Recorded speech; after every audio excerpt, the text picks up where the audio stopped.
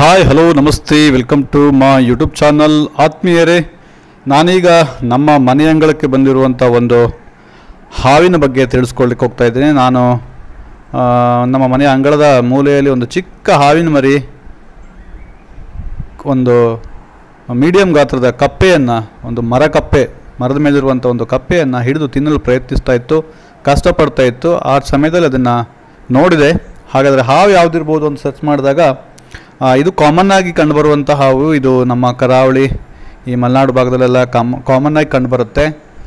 ಇದರ ಹೆಸರು stripe backed ಕೀಲ್ back ಅಂತ ಹೇಳ್ತೀವಿ. ಈ ಪಟ್ಟೆ ಬೆನ್ನೇಣು ಹಾವು ಅಂತ ಕನ್ನಡದಲ್ಲಿ ಕರೀತಾರೆ. ನಮ್ಮ ಕಡೆಗೆಲ್ಲ ಇದನ್ನು